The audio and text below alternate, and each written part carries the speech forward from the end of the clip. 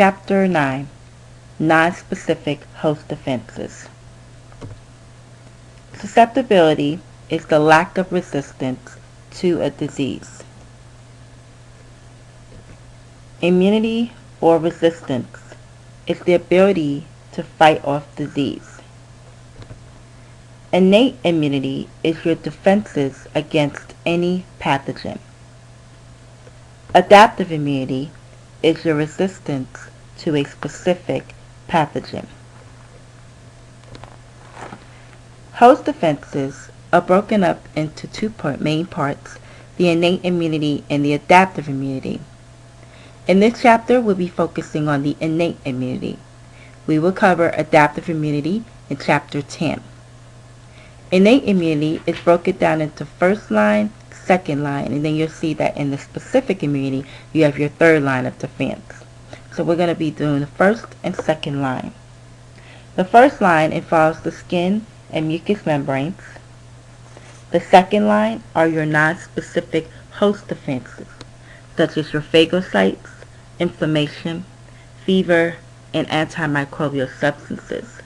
And then the third line is your specific host defense, so your lymphocytes, or your T or B cells and antibodies.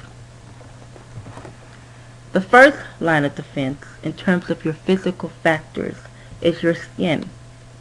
The top layer is the epidermis, so you'll see here that the top layer is the epidermis.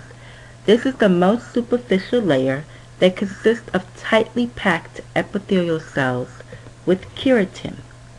Keratin is a protective protein. The middle layer, as you can see here, is the dermis. And the dermis is the inner portion composed of connective tissue.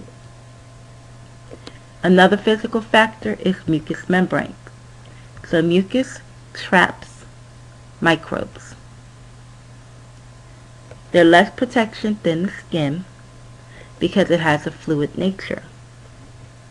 It's similar to skin in that it has an epithelial layer with the underlying connective tissue.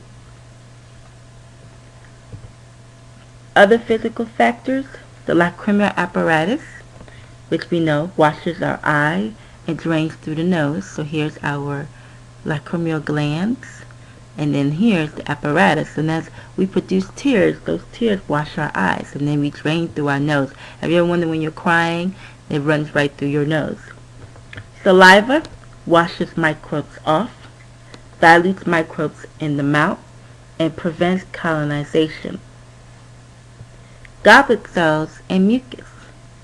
The ciliary escalator transports microbes trapped in mucus away from the lungs. The epiglottis serves as a flap that goes over the glottis.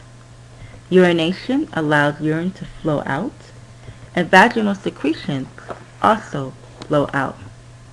This is an awesome picture showing you the ciliary escalator. Chemical factors. Sebum.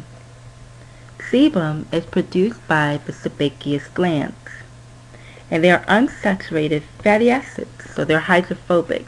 So you have a fungi static fatty acid in sebum. You also have the low pH of the skin, which is 3 to 5. Low pH 3 to 5 of vaginal secretions. Perspiration, sweat glands. You also have lysozyme, and lysozyme provides a washing effect. Your gastric juice has a low pH of 1.2 to 3 because of hydrochloric acid, and then you have enzymes and mucus.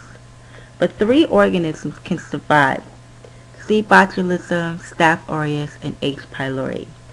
And we see this in ulcers and H. pylori. Transferins are iron-binding proteins that we find in our blood, and they reduce the amount of available iron. Normal flora or microbiota provide microbial antagonism between the normal flora and the pathogens. So it prevents the outgrowth of harmful organisms by preventing colonization and invasion. There's competition for nutrients, oxygen, pH, and bacteriocins. So with this competitive exclusion, Normal microbiota competes with pathogens or alters the environment. The flora are called commensal or mutualistic symbionts of the host.